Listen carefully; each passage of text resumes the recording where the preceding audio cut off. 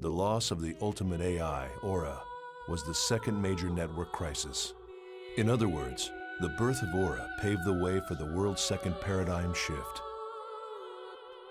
The world's golden age lasted from 2011 until 2014. When Aura's disappearance was confirmed, the world's golden age had truly become a dark age. A variety of problems, such as faulty servers, began to spread everywhere, not just the world, but over the entire internet. However, once CC executives learned that the cause of these problems was due to the loss of Aura, they began to formulate a plan to counteract against the silent danger. They would forcibly restore Aura back to her original state. They intended to seize control of the next network society by creating and managing this ultimate AI themselves. It was a return to the plan both CC Corp and Ultimate Corp had hatched during the first network crisis. That was back in 2005, when they were still using the Ultimate operating system. Ultimate had managed the network's hegemony. This is how Project GU officially began. It was all thanks to CC Corp's sponsorship. The budget was limitless. A special team was put together. First-class engineers, AI programmers, and other technical experts. I myself was also a major part of this project. I was brought on to represent CC Corporation and ensure their goals were met. The project's overall objective was to restore Aura, and thus GU's RA plan began. The RA plan. We were to salvage the 8 broken pieces of the Morgana Factor, which had sunk into a sea of data after being destroyed by Kite's bracelet during the 2010 Morgana incident. It was thought that by sealing each piece of Morgana Factor separately into character data, players could then take control of them, one at a time. There were precedents for this kind of strategy. The mind of a player known as Sora had attached itself to Skaith. And there was Maha, whose mind was thought to have adhered itself to the wandering cat-like AI, Mia. Of the people involved in Project GU, there was one man on the team who was absolutely invaluable. Jotaro Amagi, an elite mind who came to CC Corp at age 19 after working intelligence for the Ministry of Economy. For his age, he was truly a genius. Although Mr. Amagi and I were far from what you would consider friends, our complementary knowledge and combined abilities helped greatly to advance the project forward. We were the 2 essential wheels that kept GU rolling. Our age difference didn't matter, yet we would frequently clash in fevered arguments. For some reason, a strange mixture of feelings, respect, envy, and scorn, had begun to grow in my heart. Even so, Amagi and myself scoured the network, finally managing to find a single piece of the Morgana Factor. It was Magus, the factor for propagation. After a great deal of trial and error, the team finally succeeded in attaching the Morgana Factor to a character in the world. This completed prototype became known as an epitaph user, so named for Morgana's 8 phases of the epitaph. The one we completed first was called the Epitaph User of Propagation. However, no one involved in the project, not even myself or Amagi, could use one of these characters. When someone would try to log into the world with one of these characters, an unbearable vertigo, nausea, and headache would paralyze him. The Morgana Factor, just as it had in the cases of Skaith and Sora, showed a high affinity for human minds. But perhaps that was only towards the chosen ones. Amagi had a theory that the Morgana factor could choose the player it would attach to, and though conditions were unclear, the Morgana factor would approve only a certain type of human. If that were indeed the case, locating those 8 chosen ones became an important issue for Project GU. At the advice of Amagi, a search team was created within the Security Admin Department. They would filter players in the world to find the chosen ones. Unfortunately, we learned that Sora's real-life player had already canceled his account with the world.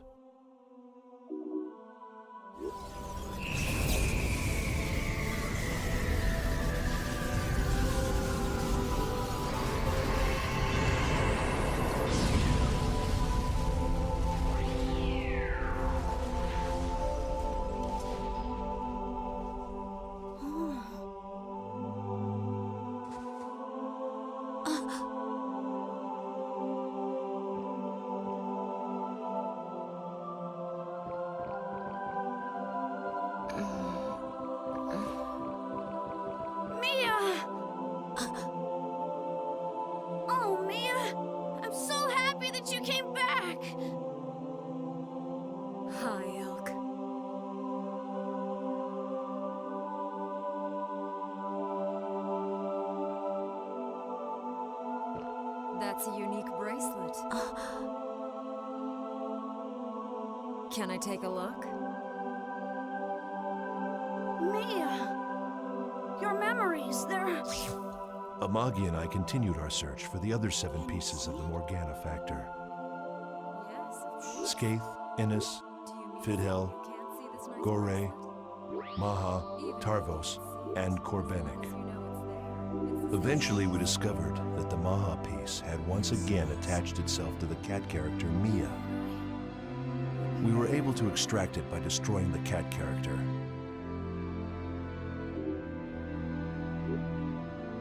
We continued to produce epitaph users one at a time, and eventually we had completed all 8 of them. All we had to do next was allow the chosen ones to control these epitaph users, then have them use the power of Morgana's 8 phases to activate the program Amagi had created. This RA program would restore Aura, gateway to Utopia. We at Project GU had come so close. We had almost arrived at our Utopia.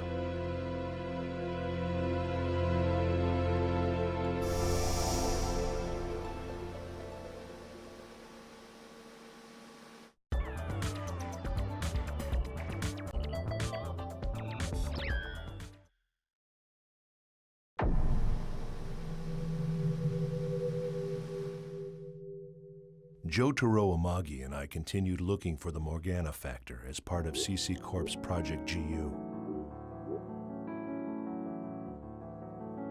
After collecting each epitaph for Skaith, Innis, Magus, Fidhel, Gore, Maha, Tarvos, and Korbenik, we managed to complete 8 epitaph users. All we then had to do was allow the chosen ones to control these epitaph users, then have them activate the RA program that Amagi had created in order to restore Aura to existence. To put it simply, this involved unleashing the immense power of Morgana's 8 phases into the network. However, during preparation for the final stage, I realized that there was something incredibly dangerous that could occur in rebooting the Morgana factor. The use of a power that shouldn't exist, strong enough to revive Aura, the ultimate AI. Doing so could produce giant distortions all over the internet. These distortions were basically anti-existences. They had also occurred during the Morgana incident. Kite's bracelet, given to him by Aura, unleashed a force, and it was this force that created the nightmarish Kubia.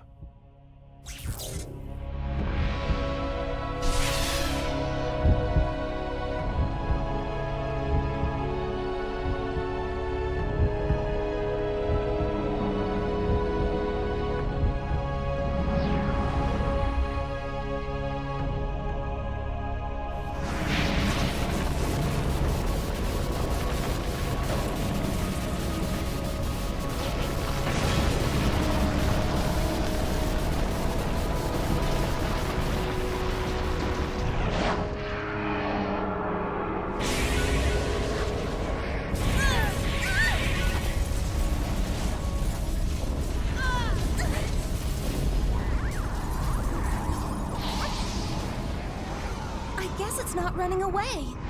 Fine, then let's settle this. For just once. I'll stick with you till the end. If the distortion field produced from a single bracelet resulted in Kubia, there was no telling what the distortion caused from 8 powerful epitaph users might do.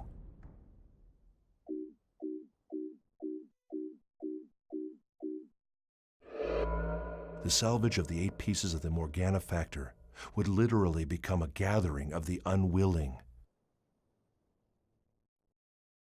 Distortions would appear randomly, like unwanted tumors.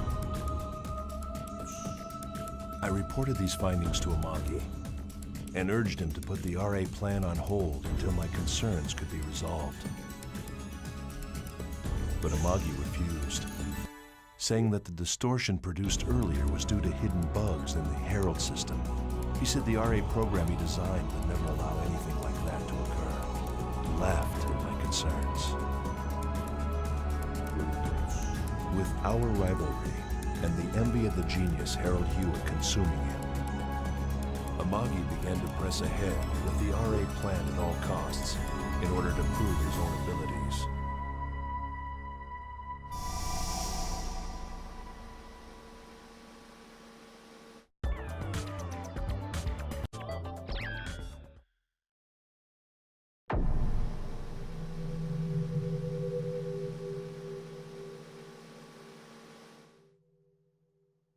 I was concerned about the RA plan, so I opposed Amagi's attempts to experiment with his program. Fearing the situation would worsen to a point of real danger, I secretly removed one epitaph user from the world and hid it in my home computer. This was the epitaph user integrated with the Morgana Factor of Tarvos the Avenger. Without all 8 characters, there was no way the RA program could be activated. But Amagi didn't even bat an eye at the unexpected absence of a key epitaph user. It turned out that Amagi had secretly constructed a dummy Morgana Factor and had prepared his own original epitaph user as a backup. It didn't take him long to deduce that the missing epitaph user was my doing. Amagi went ahead with his plan. He proceeded to gather 7 of the potential chosen ones together. Systematically, he matched them up to each epitaph user. Meanwhile, he used his own dummy epitaph user to connect to the network and began testing the RA program. This was the high point of Amagi's life. If he succeeded at reviving the ultimate AI, his genius would be considered on par with the great Harold Hewitt. If he could somehow manage to control the ultimate AI, then in the eyes of many, he would even surpass Harold's genius. He was playing with genetics of the unknown. And unfortunately, I knew it was only to further himself.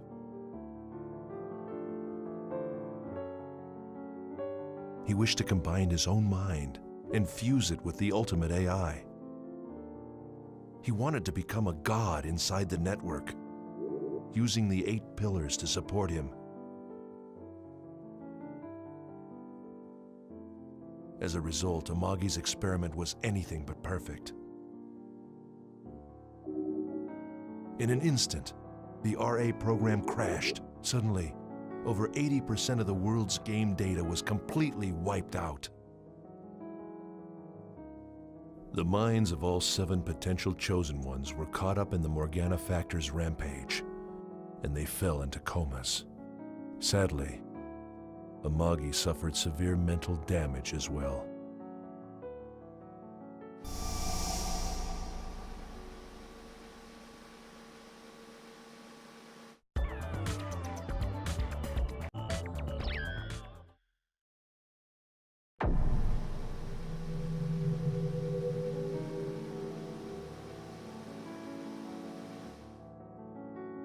Amagi's experimentation of the RA program ended in failure.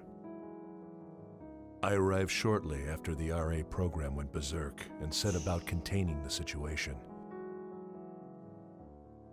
However, I was only able to recover a single epitaph user from the devastation. The one I recovered was the epitaph user integrated with the Morgana factor of propagation, Magus. His experiment having failed, a deranged Amagi caused a fire to break out. The fire spread fast, consuming a third of the CC Corp building, causing tremendous damage. The media was given news of only the fire itself, announcing to the public that several people were injured.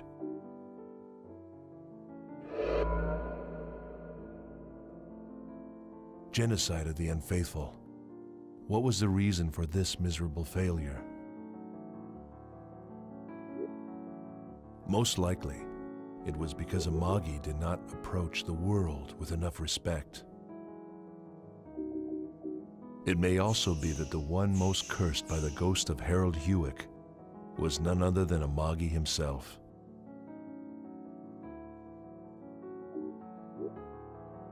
Whatever the reason, the RA program's failure and the huge fire that accompanied it caused over 80% of the world's data to be lost. And at the same time, Project GU's research data was also irreparably damaged. GU was suspended, and I took responsibility for the project's failure by resigning from CC Corporation.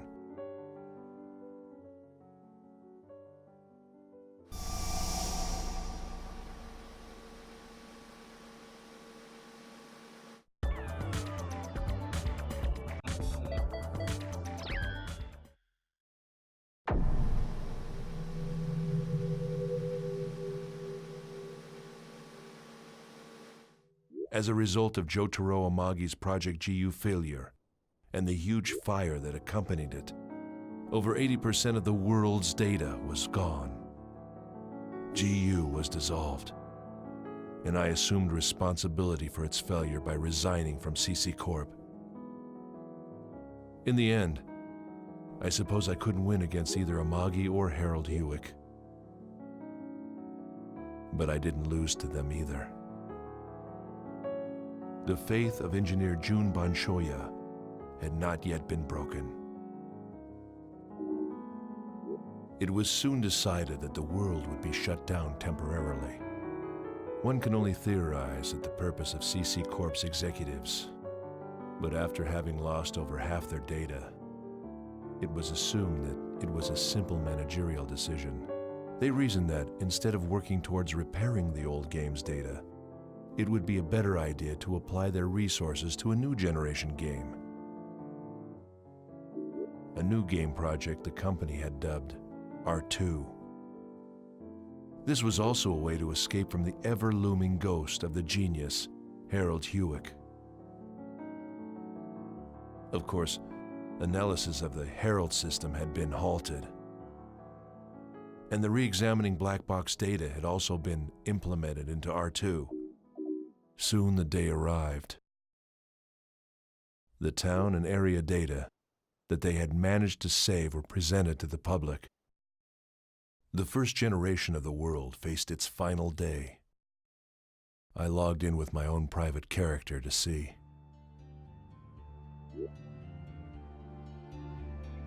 Makanu was serenely quiet. The cityscape that made one think of Venice was beautiful, and the waterways reflected the evening sun. Many had gathered underneath the bridge. It reminded me of a happier time when the voices of hundreds of players echoed on the streets. Like a midsummer night's dream. The next day, this world would be gone. With lingering memories and grieving voices, those who were angry at CC Corporation completely disregarded the presence of system administrators on that final day. The characters that they had grown so attached to would not be carried over to the next version, effectively ending their lives all at once. Even so, they gathered together in the town. Everyone said goodbye to their friends. Some vowed to meet again. Others decided to move on.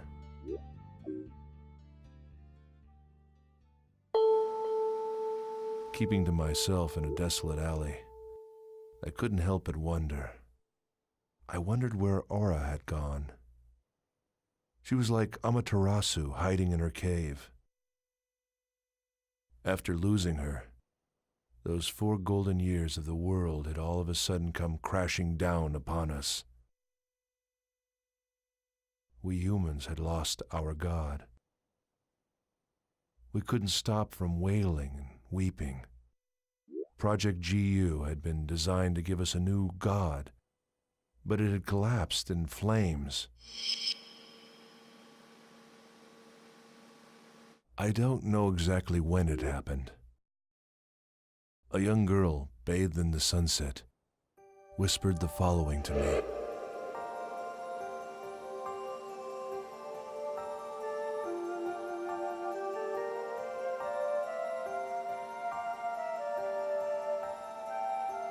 The barefooted girl with saffron-color hair whispered to me.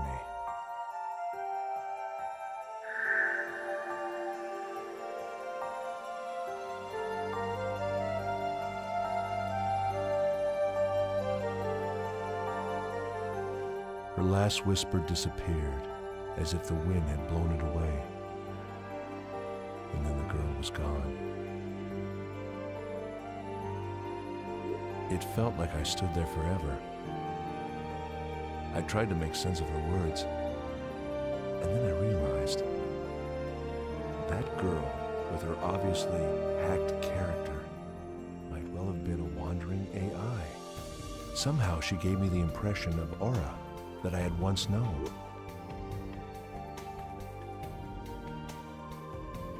The world will end. It will end. And yet its core will be preserved in the next generation.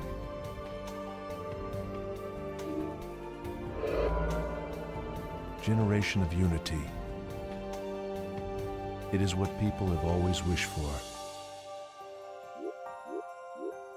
Was I the only one to think that this comforting chaos, although ironic, somehow fit perfectly with the world? But now it is all too late.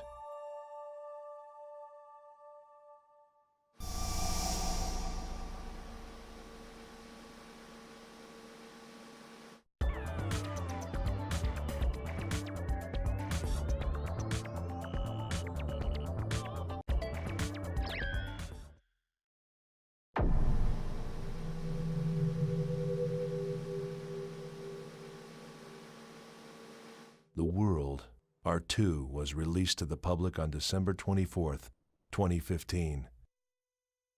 That day, which became known as Death of a Goddess, must have been bittersweet, even for the players who knew nothing about the disappearance of Aura. Releasing the new game barely a year after the unforeseeable data loss, CC Corp surprised even me with their speed.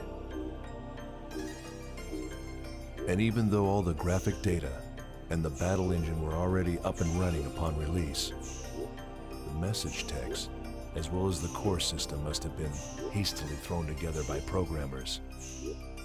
They couldn't have had time to properly debug. As a result, R2 was plagued by constant bug issues since day one, and the game had to be repaired and refined through regular maintenance. The majority of the Epitaph users had been lost. The only Epitaph user left to CC Corp was the propagation. It should have been carefully stored by the security administrators who took over the now defunct Project GU. However, the Avenger, the Epitaph user I removed to prevent Amagi's experiment, was still being kept in my computer. Eventually, CC Corp will become aware of the existence of Tarvos, which contains a piece of the Morgana factor, and that I have it. I'll have to come up with some countermeasures. When the RA program failed, the other 6 pieces of the Morgana factor, having been separated from their epitaph users, were once again lost in the network's ocean of data. Project GU was gone. Amagi was beyond any hope of recovery, and with me now gone from CC Corp, things will be safe, at least as long as the Chosen Ones don't access the world. If they do, they may unwittingly draw epitaphs to themselves. Then, much like what happened with Sora and Skaith could happen again. In the end, my goal of preventing the birth of Kubia, the anti-existence, can be said to have been accomplished. Having known Harold Hewick, Jotaro Amagi, and the world more intimately than any other, I had one final duty. I had to keep the epitaph user, Tarvo, safely hidden away. I had to prevent those outside CC Corp from learning about the power of the Morgana factor. However, things had taken a turn for the worse. Ovan. He is the epitaph user of the Rebirth. Ovan has already started to act. He's assembled a guild. His members include Sagi Saka, Biset, Godo, and finally Shino. The name of the guild is Twilight Brigade. Does he know about Harold Hewick and the epitaph of Twilight? Where did he learn about it? Does he also know about Morgana and the ultimate AI, Aura? I have confirmed that Ovan's left arm contains indecipherable data. What on earth is it? He has an almost incalculable amount of data capacity within him. Please stop, Ovan. I'm begging you. Everything is Ovan's doing. I repeat, everything is in Ovan's hands. That man will become the guide to an uprising.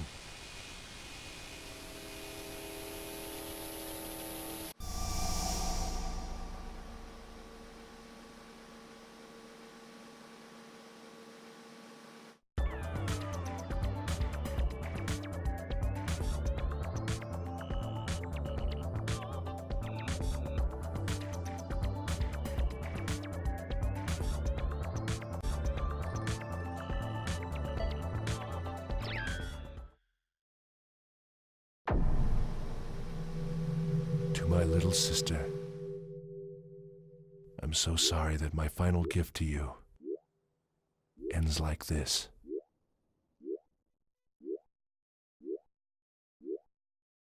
Right now, it is far too dangerous for me to see you in person. However, I can think of no one wiser than you to whom I can give this journal. I want you to use the character left on my computer. You must use it to access the world.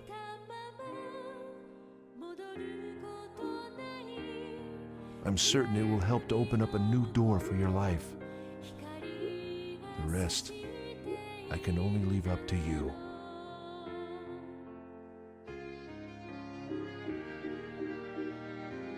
My wish is that you will walk this path of fate for the sake of your beliefs and for justice.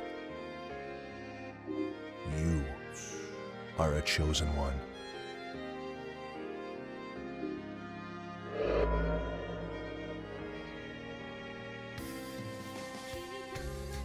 We are siblings, with many years between us. I am sure you don't remember me, as you and I parted ways when you were still just a small child. But I remember you, the little girl you used to be. And I know what you've done with your life in the time since.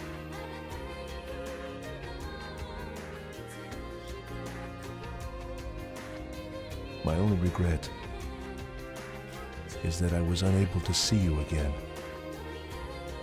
Please forgive me for being unable to watch over you.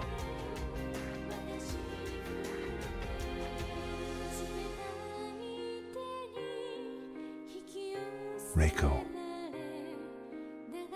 Even though our parents went their separate ways long ago, you and I are brother and sister, and that will never change, ever.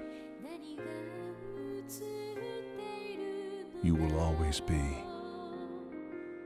my darling sister.